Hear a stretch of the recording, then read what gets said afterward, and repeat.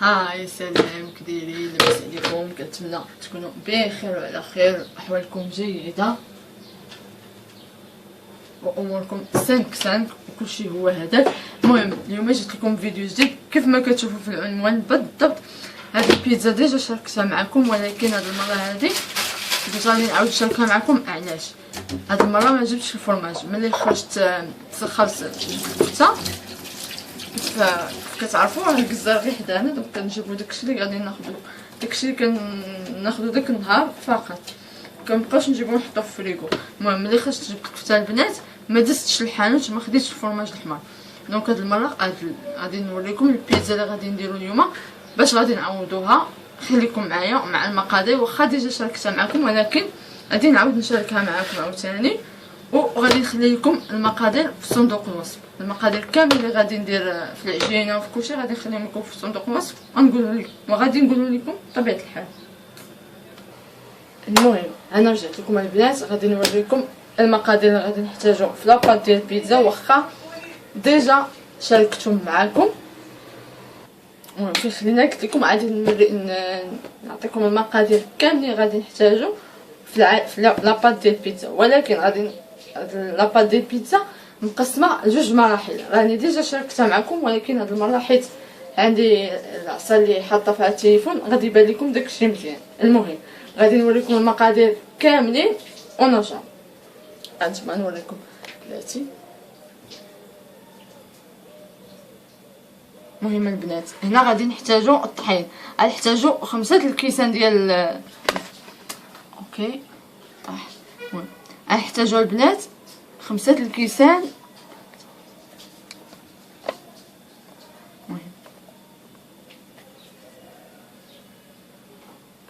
المهم البنات بحال هكا غادي نحتاجو هنا 5 الكيسان ديال الفورس ديال الحلوى. ثاني طاح. المهم سمحوا لي البنات كيطيح لي التليفون بزاف حيت باقا ما متعوداش على هذه. المهم هنا 5 الكيسان ديال الفورس الحلوى. دونك غنوريكم مازال. وغادي نحتاجو الماء، 2 كيسان ديال الماء. دونك البنات غير باش نوريكم، هذا الكاس هو اللي عبرت به الطحين وعبرت به الماء، وغادي نعبر به حتى الزيت. هذا الكاس هذا البنات. المهم قلت لكم كنحتاجو 5 الكيسان كبار بهذا القياس هذا ديال الفورس الحلوى، 2 كيسان دافيين الماء، الماء فاتر 2 كيسان. غادي نحتاجو شويه ديال الملحه، خميره الفوريه اولا خميره الخبز. غنحتاجو 2 بلاتي. المهم معلقه كبيره غادي نحتاجو ديال الخميره الفوريه البنات، معلقه كبيره. 2 معالق كبار ديال النيدو، 2 معالق كبار السنيده، 2 معالق كبار السنيده البنات. غنحتاجو البيكين باودر اولا خميره الحلوى.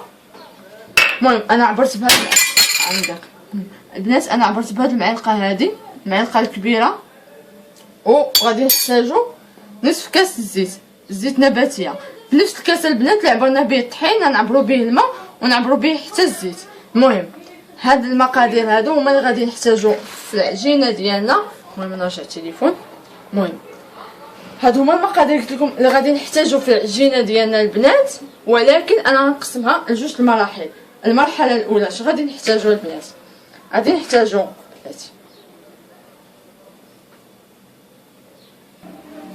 المهم البنات في المرحله الاولى البنات غادي نحتاجو 2 كيسان د الفورس.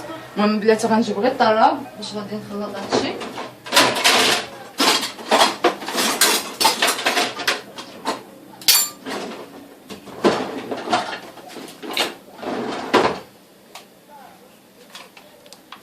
المهم قلت لكم غنحتاجو 2 كيسان ديال الفورس معاهم 2 كيسان ديال الماء.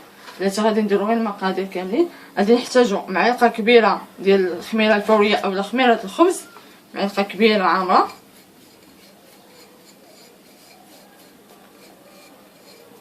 غادي نحتاجو 2 معالق كبار السنيده، واحد شويه ديال الملح.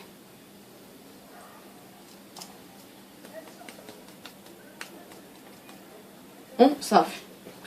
دابا غادي نخلطوا هاد المقادير هادو بالماء اللي عندنا بحال هكا.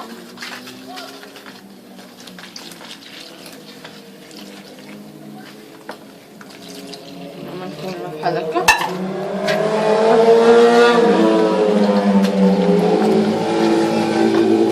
هاو هكا كتخلط. المهم البنات انا غادي نمشي نكمل بالطراب الكهربائي. صافي البنات دابا غادي نكملوا بالطراب الكهربائي باش العجينه تجانس لينا. نبقاو المهم البنات غادي نبقاو نطربوا بالطراب الكهربائي حتى نحسوا بالعجين تجانست لينا كامله وما بقاوش لنا هذوك الكرات.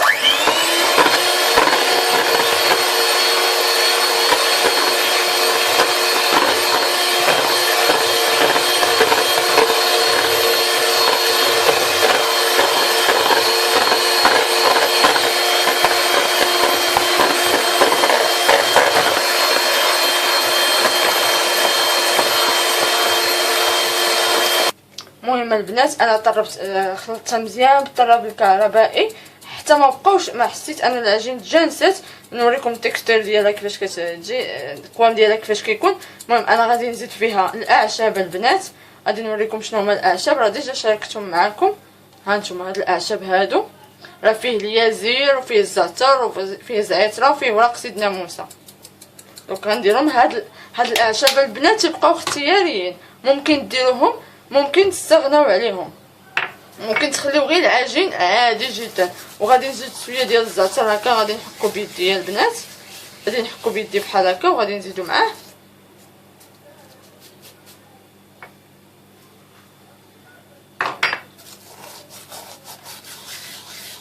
المهم البنات الاعشاب المنسمه كيجيو زوينين، لا في لاباط ديال البيتزا، لا في الحشوه ديال البيتزا، لا في الحشوه ديال بزاف د الحوايج كيجيو زوينين البنات، كيجيو زوينين. المهم راه قلت لكم هنا من بعد ما درت خلطت العجين ديالي مزيان بالطراب الكهربائي، زدت هاد الاعشاب البنات. انا عاود نقول لكم زدت هاد الاعشاب راه فيهم الزعتر وفيهم اليازير وفيهم الزعتره وفيهم ورق سيدنا موسى، وزدت شويه ديال الزعتر هكاك حكيتو وغادي نطربهم عاوتاني.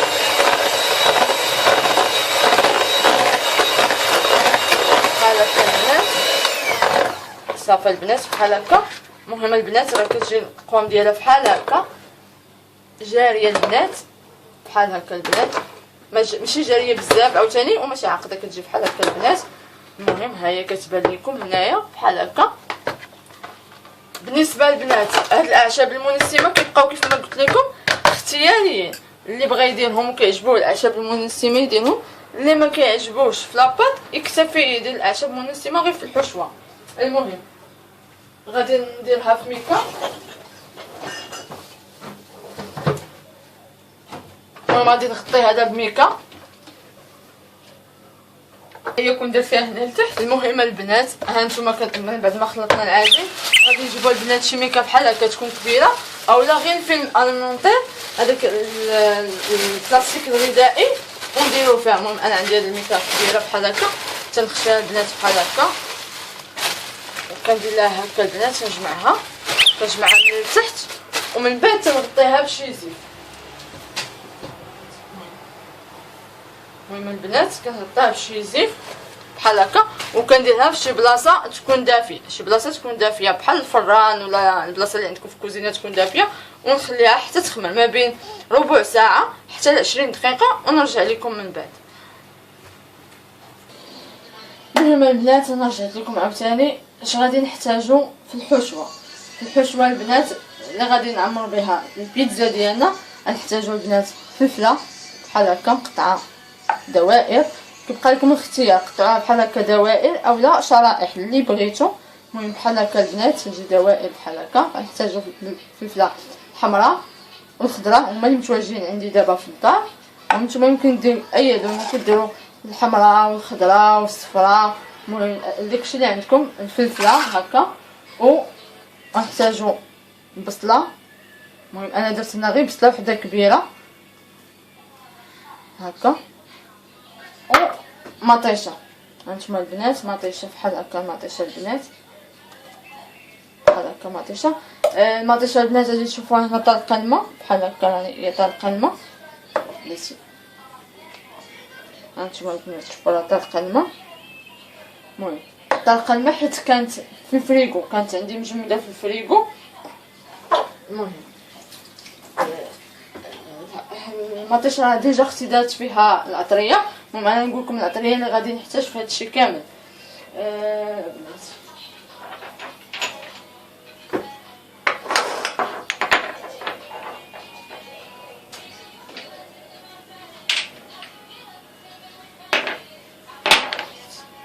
المهم هذه هي العطريه اللي غادي نحتاج في هذا الشيء كامل. غادي نحتاج هاد العطريه، غادي نحتاج شويه ديال الخرقوم، سكينجبير، الملحه، الحبق البنات. الحبق حتى هو كيجي رائع في المذاق في الحشوه، كيجي رائع في الحشوه ديال البيتزا. الحبق، هاد الاعشاب هادو البنات اللي فيهم كما قلت لكم فيهم الازير والزعتر وزعتره وورق سيدنا موسى. فيها 4، فيها الازير زعتره زعتر ورق سيدنا موسى. دونك 4 الاعشاب اللي فيها البنات. وهاد التوابل هادو اللي دائما وليت كنستعملهم بزاف، اللي رائعين الصراحه، اللي فيهم انتما فيهم الكرات البنات. الكرات فيه 45%، الملح 17%، فيها البقدونس 16%، الثوم 15%، فلفل اسود 5%، اكليل الجبل 1%، وزيت عباد الشمس. هاد التوابل هادو فيهم هادشي هكا. وكاينه هذا البنات هاد الخليط ديال البهارات للسلطه. دونك هاد البهارات للسلطه فيه بزاف المكونات حتى هو. المهم هنا ما باينينش ليا بزاف، ولكن راه فيه بزاف، حتى هو فيه بزاف المكونات. حتى شي نهار ونكون جالسه بحال هكا ونقراهم ونقول لكم شنو فيهم. مهم. ودقيق الثوم، دقيق الثوم البنات. صافي هادو هما التوابل اللي غادي نحتاجو في هذا الشيء كامل. هنا مطيشه راه ديجا درت فيها اختي كما قلت لكم، ديجا درت فيها التوابل. بقات ليا غير البصله والفلفله وصافي. هادشي كاين. نسيت واحد الحاجه مهمه جدا وهي زيت الزيتون. زيت الزيتون بلاتي. المهم كيف ما قلت لكم البنات ما غادي نحتاجوا غير التوابل باش غادي نقليو هذا الحشوه ديالنا. باش غادي نقليوها غادي نديرو فيها شويه ديال زيت الزيتون، زيت النباتيه اولا زيت الزيتون، زيت العود، وشويه ديال الزبده. هادو هما بجوج باش غادي نقليوهم. ما كنستعملش البنات نهائيا الزيت ديال الطياب نهائيا في هادشي ديال لي بيتزا ولا داكشي ديال داكشي اللي معمر. هذا ما كنستعملش ولا نقطه واحده ديال الزيت العاديه. المهم البنات بغيت راه نسيت ما ذكرتش لكم واحد المكون اللي هو اساسي في هادشي كامل، هو الكفته البنات. دونك راه حتى الكفته درنا فيها نفس التوابل اللي قلت لكم، ودرنا فيها ميم حتى زيت العود درناه فيها باش تبقى هكا بالتوابل ديالها. واحد شويه عاد نطيبوها باش تشرب ديك التوابل مزيان وتشرب الزيت. ملي غادي نبغي نطيبها غادي ندير فيها غير شويه ديال الزبده وغادي نطيبها. المهم البنات انا دابا غادي نبداو نطيبو في هادشي ديالنا. الفلفله بعدا هي الاولى، غادي نديرو الفلفله بحال هكا البنات. نديرو فيها شويه ديال زيت الزيتون البنات بحال هكا.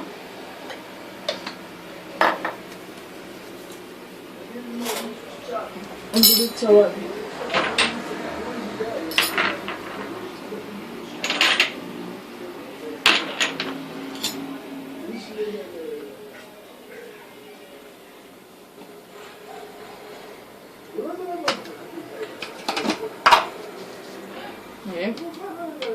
المهم البنات من بعد ما درنا زيت الزيتون هنايا غادي نديرو واحد شويه ديال الملحه بحال هكا. غادي نديرو شويه ديال السكنجبير بحال هكا، شويه ديال الخرقوم. هذا الخرقوم هذا البلدي، وشويه ديال الثوم. واحد شويه البنات ما نكثروش حيت كاين عندنا العطريه اللي فيها الثوم. وهاد الخلطه هذه ديال البهارات للسلطه حتى حتى هي غادي نديرو منها واحد شويه، وغادي نديرو من هاد العشب المناسب. هاد الحبق هذا حتى هو غادي نديرو منه واحد شويه هكا، وغادي نديرو شويه ديال هاد التوابل هادو، شويه ديال هاد التوابل هادو البنات. وشنو اخر؟ وشويه ديال هاد الاعشاب عاوتاني.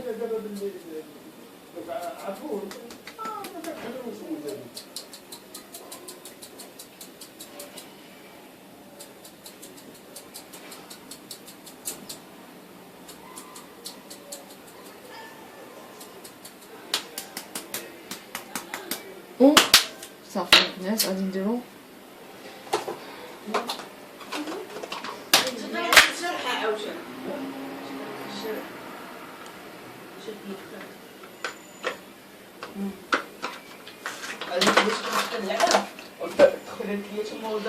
وغادي نديرو شويه ديال الزبده بحال هكا.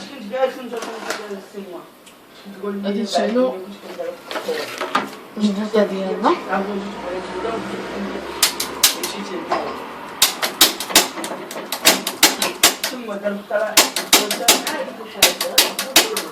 يلا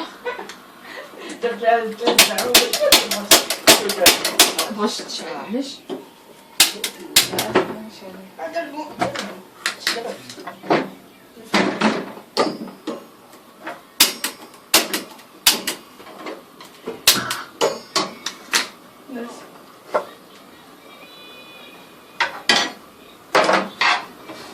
المهم البنات غادي نشحرو من الفلفله، وهنا في نفس الوقت غندير المطيشه هنايا. هذا درجو هذا درجو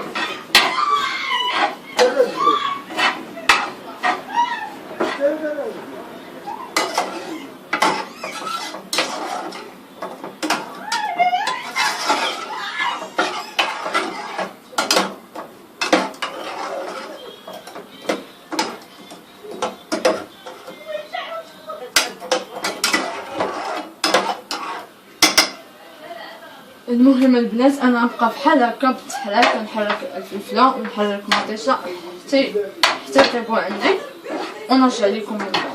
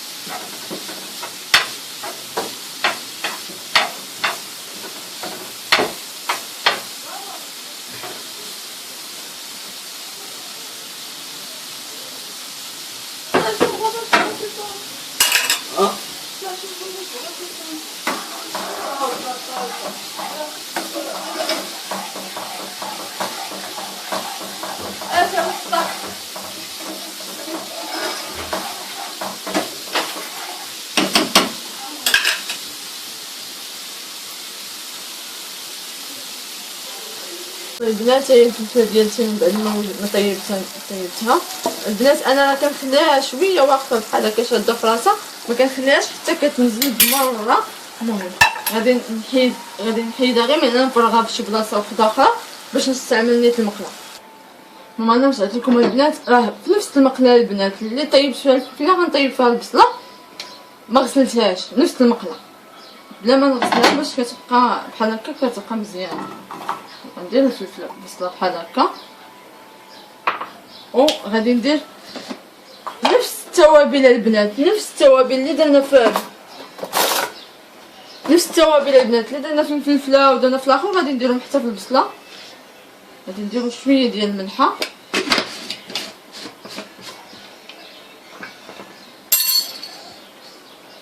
شويه ديال الخرقوم، شويه ديال السكنجبير،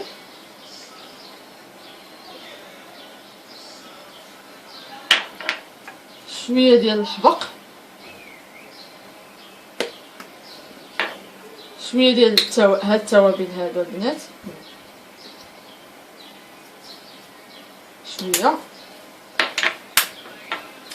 شويه ديال خليط بهارات للسلطه حتى هو منه شويه،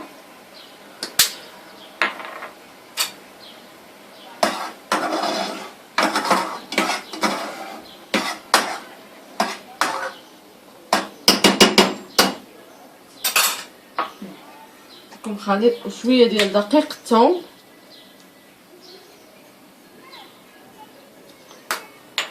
وشويه ديال هاد الاعشاب المنسمه البنات.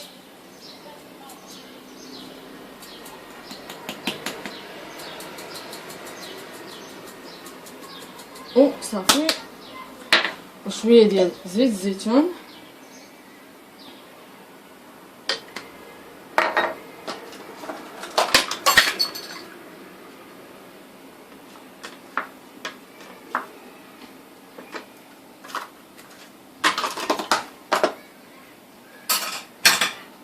وشويه ديال الزبده البنات بحال هكا،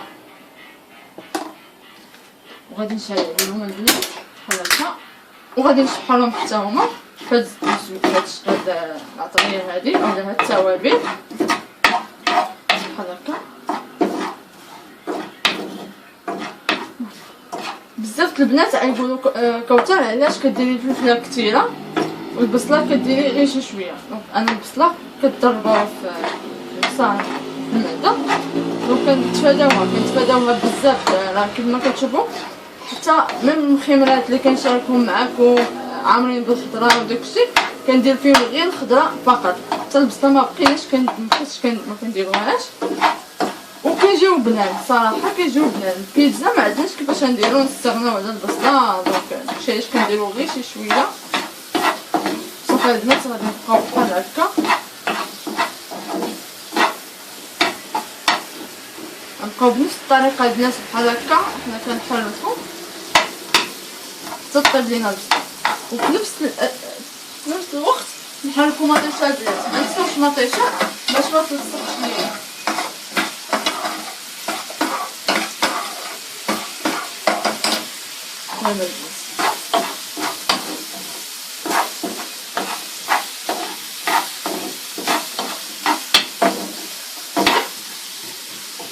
بالنسبه للبصله غير شويه، غير غنصهدها شي شويه، غير كيف يدخلها الطياب غير واحد شويه وغادي نحيدها، ما غاديش نخليها حتى تنزل مزيان البنات، غادي نخليها واحد شويه واقفه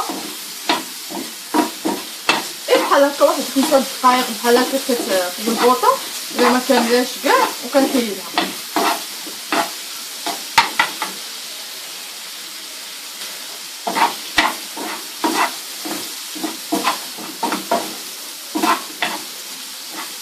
امان اجي قسمي الكفته.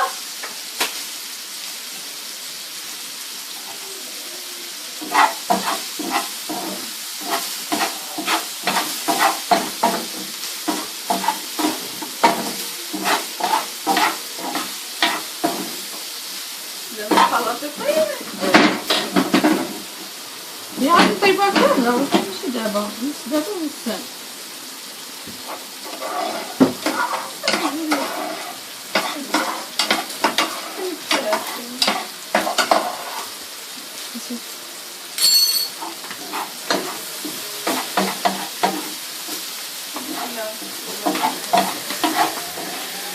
غادي نزيد مع البركه كتجي بحال فين انا ايوا هادو كنديرهم نحطو عليها بركه ياك بركه ياك لا انا تبارك الله حنا غادي نبدا في الصلاه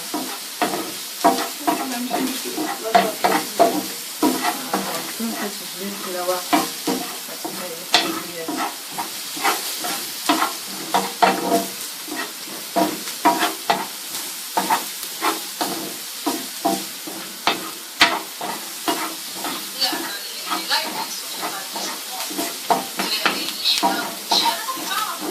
حاجه انا غادي نقدم فيديو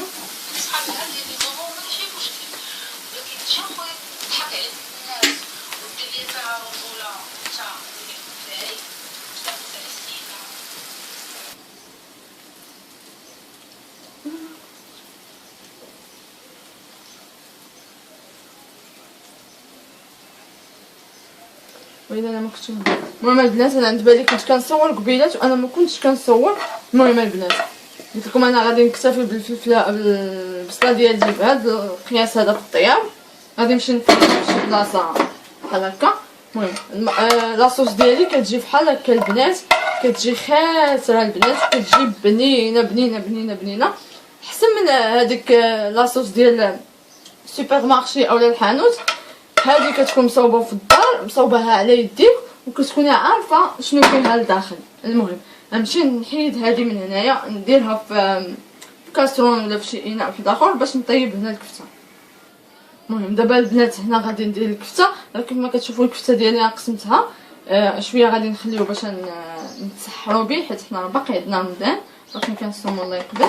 المهم غادي ندير شويه بحال هكا هنا وشويه الاخر غادي نخليه في البواطه حتى نبغيو نطيبوه ملي نبغيو نتسحروا. المهم ديجا هنا ديجا الكفته كما قلت لكم اختي راه دايره فيها الاقامه العطريه كامله. هذه اللي درت العطريه كامله بحال نفس العطريه اللي درت في البصله وفي الفلفله نفس العطريه ودايره هي زيت الزيتون. دونك انا غادي نزيد فيه واحد شويه ديال الزبده البنات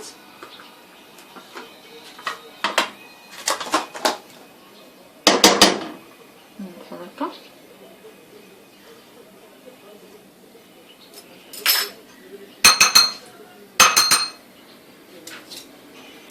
عرفتو بزاف البنات تيبغيو ينوضوا يصايبوا بيتزا ولكن كيعكزوا. علاش كيعكزوا؟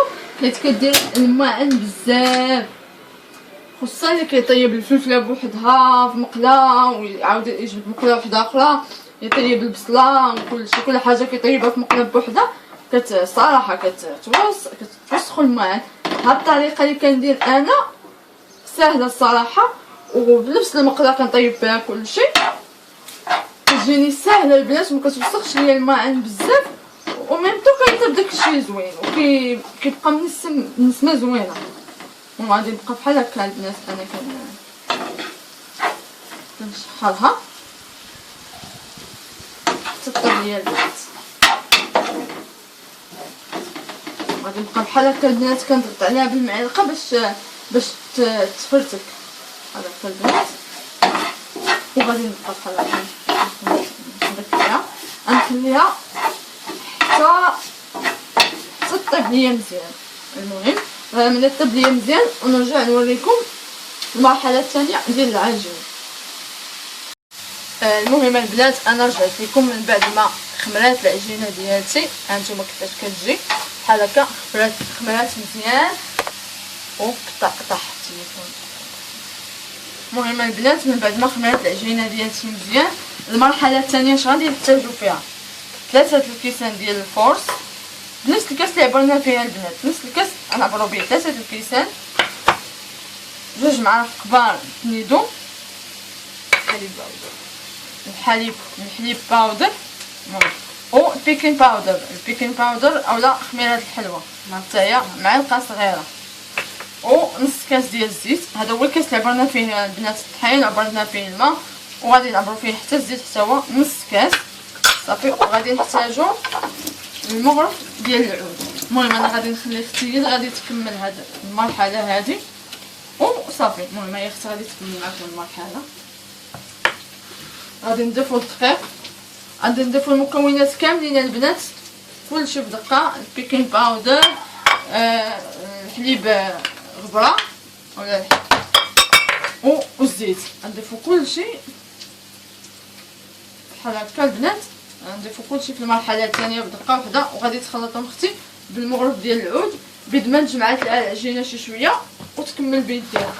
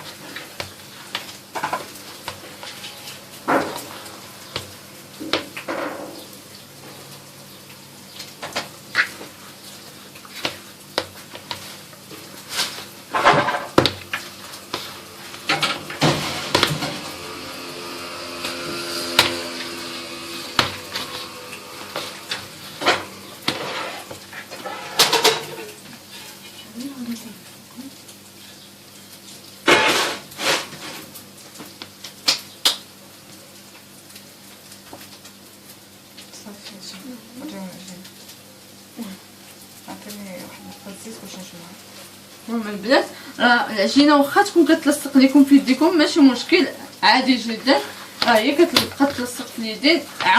عاونوا راسكم غير بشويه ديال الزيت في يديكم باش هكا ما تبقاش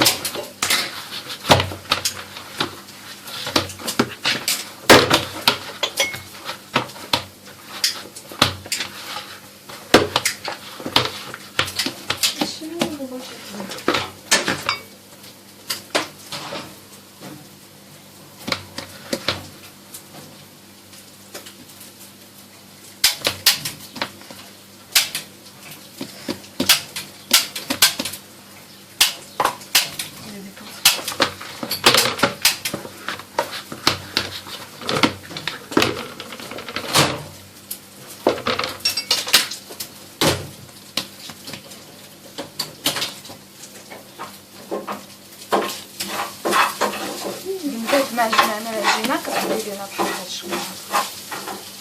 المهم البنات العجينه كتجينا بحال هكا البنات، هاد القوام هذا راه كتجي رطبه البنات، رطبه. المهم غادي نوريكم حتى طيب لينا شرموله وداكشي من نبغيو نطيبوها، غادي نوريكم كيفاش كنديروا لها. المهم البنات كنديروا لها بحال هكا البنات. كتاخذ اختي خدات كره على حسب نتوما المقله اللي عندكم، على حسب الحجم اللي بغيتوها كبيره تاخذوا كره كبيره، بغيتوها متوسطه خذوا كره متوسطه، بغيتوها صغيره خذوا كره صغيره. المهم كتجي بحال هكا كتبقى تقرصها كدهن شويه يديها بالزيت عاد كديرها. المهم البنات انا واحد الحيله الصراحه درتها وعجباتنا، هي ان المقله كنخشيوها في الفران باش يلا كنشعلو كنخشيو فيه المقله، يعني كنجبدو المقله ديجا سخونه بحال هكا دغيا كطيب لينا لاباط ودغيا كطيب لينا، حيت اصلا ديجا العماره ديجا طايبه وكلشي هكا دغيا كطيب لينا لاباط. المهم اختي غتبقى تقرصها بحال هكا. المهم البنات من بعد ما قرصات اختي هذيك لاباط غادي نديرو فيها الحشوه، ما غاديش نطيبوا لاباط بوحدها ونخرجوها وعاد نطيبوا الحشوه. المهم غادي نديرو شويه ديال لاصوص. كيف قلت لكم انا هاد لاصوص هذه كنصوبوها في الدار، ما عمرنا شريناها الصراحه، كتجينا زوينه كتجينا زوينه مخيره وعارفين شنو فيها وكلشي داكشي كامل. احسن من ديال لي باتيسري اولا ديال لي سوبر مارشي ولا ديال الحوانت ولا هذا. كان فايت جابها لنا واحد المره خالي، كان جا دوز عندنا واحد الايامات في رمضان وجابها لنا.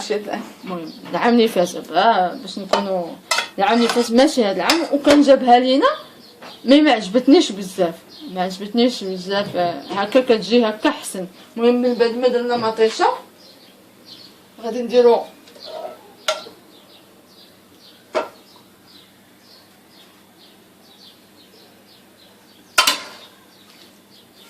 شويه ديال البصله. المهم البنات الحشوه كتبقى اختياريه البنات، كاين اللي كيبغي البيتزا تكون عامره، احنا ما عندناش مشكل، كتعجبنا تكون غير هكا خفيفه ماشي مشكل، واخا يكون فيها الحشوه غير قليله ما عندناش مشكل. لا حنايا كتعجبني بحال هكا حيت بابا مريض دو المصارم. وعاد حاجه واحده اخرى اللي كتخلينا نديروها بحال هكا غير خفيفه، ان بابا دار لنا مصارم وما كاين المصارم ديالو ما لا كلا البصله بزاف اولا الفلفله بزاف ولا هذا كيضروه المصارم بزاف، دونك كنتفاداوهم ما كنديروش منهم بزاف. ودابا غادي نديرو شويه ديال الفلفله. هانتوما كتشوفوا راه حنا درنا غير شويه ديال البصله غير شويه. دابا غادي نديرو شويه ديال الفلفله حتى هي البنات غير شويه ماشي بزاف، غير القياس البنات غير باش تجي مزوقه وصافي.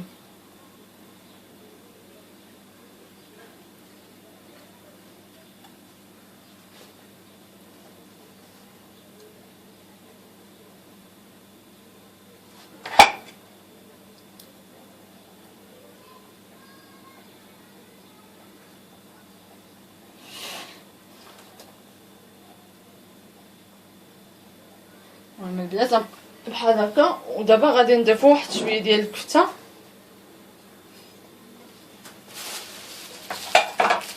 غادي نديرو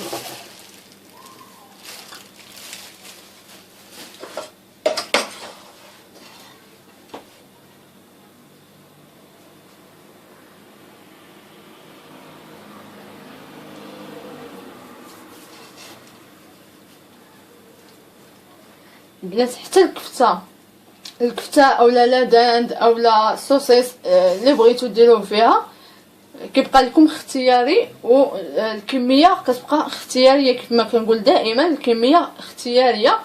انا هادشي كيجيني الصراحه بحال هكا غير شويه وداكشي كتجي بنينه، كتجي بنفس المذاق كيف كثرتي كيف درتي شويه نفس المذاق كيجي ما كتبدلش، واقتصاديه او ميمتو. يعني بالنسبه للناس اللي ما فحالهمش ممكن يديروها بحال هكا، ممكن يديروا هذه كتجي اقتصاديه وفي متناول الجميع.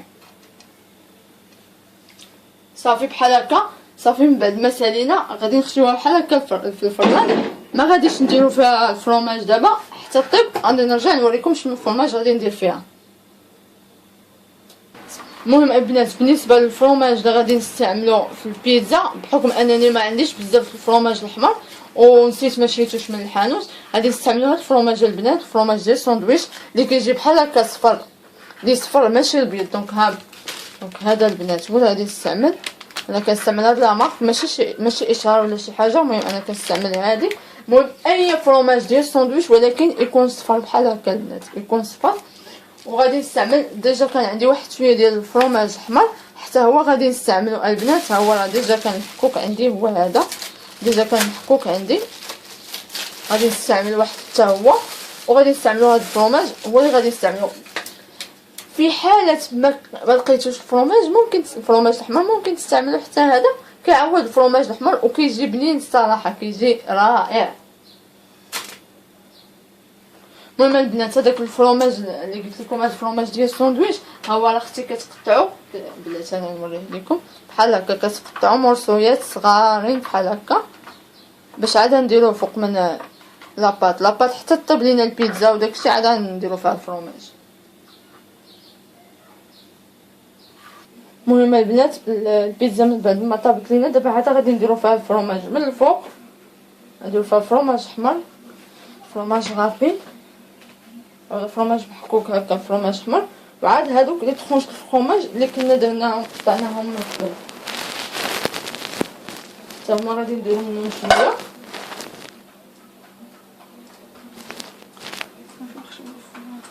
صافي من بعد غادي نخشوها في الفران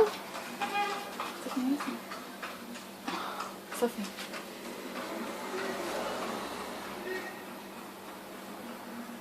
المهم البنات من بعد غادي نخشوها في الفران ونرجع نوريكم الشكل النهائي. المهم البنات هي هذه البيتزا ديالنا من بعد ما كطيب تجي بحال هكا البنات. شوفوا كتجي زوينه وانا حاطه لتحت. المهم البنات هكا نخلي المقله هنا باش تبقى. المهم البنات نخلي المقله في الفران باش تبقى هي سخونه باش ندير فيها العجينه الاخرى. المهم هانتوما البنات كيفاش كتجي بلاتي نوريكم. هانتوما البنات كتجي بحال هكا وكتجي رطبه البنات. المهم البنات كيف ما قلت لكم انا العجينه خرجت ليا 3 الوحدات قد هكا 3 الوحدات كبارين بحال هكا. المهم البنات كيف ما كتشوفوا كنقطعوهم حنا بهذا الموس. المهم كيف ما قلت لكم كيجيو 3 بحال هكا كبار وكيجيو رطبين لاباط رطبه البنات وكيجيو زوينين البنات. المهم هنا كنوصلوا الختام ديال الفيديو البنات. انا باقي لي الاخرين في الفرن باقي ما كملتهمش. اوصلوا الختام ديال الفيديو. كنتمنى الفيديو يكون عجبكم بلاتي. عاد غادي نصور لكم انا جالسه. المهم كنتمنى الفيديو يكون عجبكم انكم تجربوا هاد البيتزا هذه. الا ما كانش عندكم الفرomاج ممكن تعوضوا غير بفرomاج لي طرونش الفرomاج تعوضوا به حتى هما كيجيو زوينين. وصافي كنتمنى الفيديو يعجبكم وتجربوا هذه البيتزا. ما تنساوش لايك وتخليو لي التعليق ديالكم تحت في خانه لي كومونتير. تخليو لي تعليق زوينين بحالكم. المهم انا نقول لكم تشوفوا ان شاء الله فيديو جديد او فلوق جديد او وصفه جديده. حتى لهاديك الوقيته نقول لكم يلا تهلاو فراسكم. السلام عليكم.